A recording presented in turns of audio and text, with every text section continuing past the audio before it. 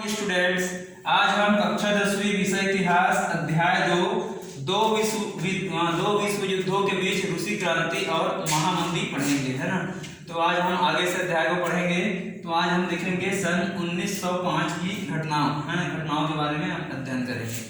तो जार का शासन जब रूस में था, जो जार शासित शासन था, है ना, रूस का, तो उस समय वहाँ पर लोकतंत्र जो व्यवस्था थी वो नहीं थे ना, और लोगों को लोकतांत्रिक जो अधिकार होते हैं लोगों के, वो उनको प्राप्त नहीं थे ना। तो जो जार के शासन के समय, है ना, रूस में लोग जो है सरकार के खिलाफ खुलकर आलोचना नहीं कर सकते थे, और न ही अपनी जो समस्याएं होती है ना, उसको किसी आंदोलन के माध्यम से भी वो रख नहीं सकते थे, है ना। जब चूँकि राज्य का क्या है, खुलकर विरोध नहीं हो सकता था, तो जगह जगह पर गुप्त संगठन बने, है ना। जगह जगह पर क्या है, लोगों के गुप्त संगठन बनने लगे, जो गुप्त रूप से लोगों को संगठित करते थे और गुप्त आंदोलन जो है वो बनाते थे। तो ये समय समय पर गुप्त आंदोलन चलाते थे, है ना। जो क्या होता था, कभी कभी, है ना, ये आतंकी हमलों का भी रूप ले लेता था। तो गुप्त संगठनों में रूस की जो समाजवादी व साम्यवादी पार्टी है, किसानों की क्रांतिकारी पार्टी है, और उदारवादियों की पार्टियां जो है इनमें प्रमुख थी।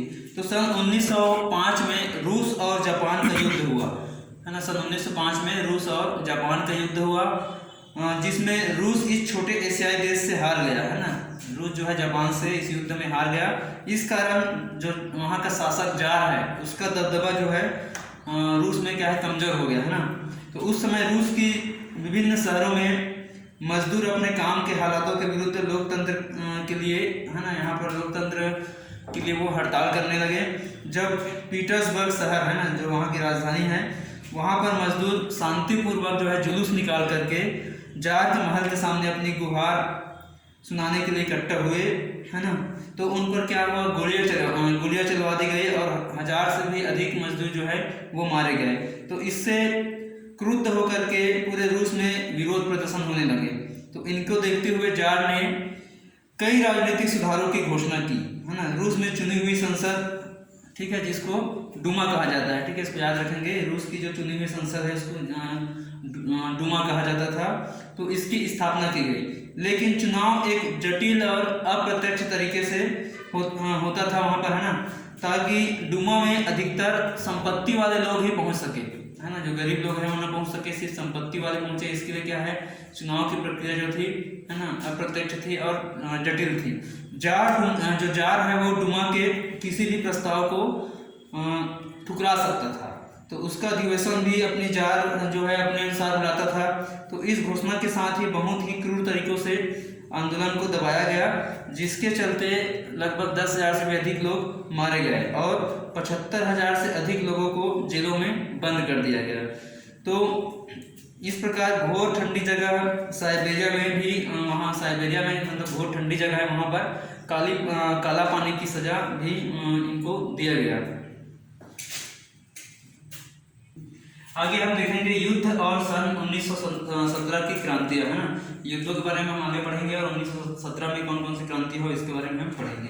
तो जैसे, है ना, जार शासन द्वारा दमन चक्र रूस में चल रहा था, है ना, और कुछ सुधार भी किए गए, जिसके चलते वहाँ पर कुछ वर्ष जो है शांति बहाल हुई, शांति बनी रही। मगर 1912 के बाद फिर से मजदूरों की जो हड़ताल है और किसानों का जो विद्रोह है वो शुरू हो गया।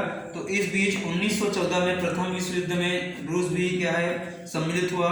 तो इसके तुरंत बाद से भी देशभक्ति की लहर उठी, और लोग जार का समर्थन करने लगे, हैं। 1914 में रूस जो है प्रथम विश्व युद्ध में सम्मिलित हुआ, तो वहाँ के लोगों में देशभक्ति की लहर उठ गई, और वो रूस का समर्थन करने लगे। लेकिन 2 वर्ष के अंदर लगातार हार और युद्ध की जो विभीषिका है ना, उसको सहते हुए रूस के जो सैनिक है, मजदूर है और किसान है, वो क्या थे, थक गए थे।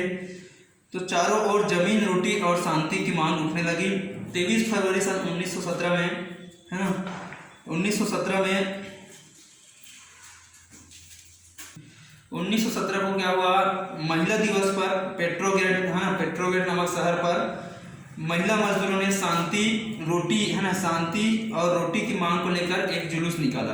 तो इसके तुरंत बाद पूरे शहर में इन मांगों के समर्थन में मजदूरों व सैनिकों के जुलूस निकलने लगे, और सैनिकों व पुलिस ने प्रदर्शनकारियों के विरुद्ध कार्रवाई करने से मना कर दिया।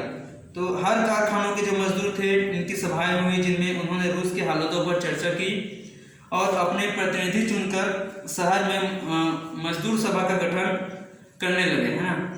तो इन सभाओं को सोवियत यानी पंचायत जैसा एक रूसी शब्द है ना, सोवियत जो है, तो इनको सोवियत कहा जाता था, ठीक है। इनके संगठन जो होते थे, तो कारखानों के सोवियतों ने कारखानों का संचालन मालिकों से अपने हाथ में ले लिया और वे अपने निर्णय खुद लेते थे और उनका क्रियान्वयन भी करते थे। तो इनके प्रतिनिधियों से अपेक्षा थी कि वे सोवियत सदस्यों के विचारों के अनुरूप जो शहर सोवियत के कारखाने में काम करे, अन्यथा उन्हें बदलकर किसी और को प्रतिनिधि नियुक्त किया जाता था।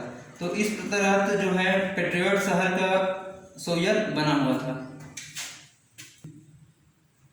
अब देखेंगे हम जार का गद्दी छोड़ना, है ना। जार ने जब गद्दी छोड़ा इसके बारे में पढ़ेंगे। तो पेट्रोग्राड सोवियत और वहाँ के जो जन समन्वय के जो आक्रोश है उसको देखते हुए, है ना, डूमा जो है ना, उसने जार से आग्रह किया कि वह गद्दी को छोड़ दे और डूमा को नया मंत्रिमंडल बनाने की वो अनुमति दे, है ना। तो जार की सेना में भी विद्रोह फैल गया और जिसे देखते हुए जार ने 2 मार्च सन 1917 को, है ना, अपनी जो गद्दी है उसको त्याग दिया। तो इस घटनाक्रम को फरवरी क्रांति के नाम से जाना जाता है ना। जार की गद्दी छोड़ने की जो घटनाक्रम है इसको फरवरी क्रांति के नाम से जाना जाता है। तो डूमा के मध्यवर्गीय सदस्यों ने एक मंत्रिमंडल का गठन किया, है ना, जिसे अस्थायी सरकार कहा गया। तो यह अस्थायी सरकार इसलिए था क्योंकि सभी ये चाहते थे कि सार्वभौमिक मताधिकार के आधार पर चुनी गई संविधान सभा गठित हो, है ना। इसके नियमानुसार स्थायी सरकार बनेगी, है ना। तो उस समय क्या है, अस्थायी सरकार बनाई गई थी, लेकिन यह अस्थायी सरकार सोवियत पर पूरी तरह निर्भर थी क्योंकि सोवियत ही वास्तव में हर क्षेत्र पर उस समय क्या है नियंत्रण बनाए हुए थे, वो नियंत्रण कर रहे थे। उन दिनों पेट्रोग्राड जो सोवियत था उसके नेतृत्व में 3-4 समाजवादी जो दल है वो दलों के जो प्रतिनिधि है ना, वे कर रहे थे, उसको देख रहे थे ना।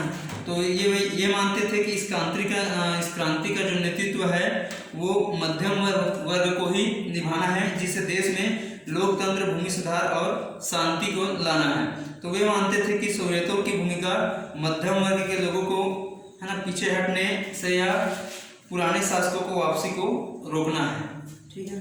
तो ठीक है डियर स्टूडेंट्स, आगे का अध्याय नेक्स्ट वीडियो में पढ़ेंगे। Thank you.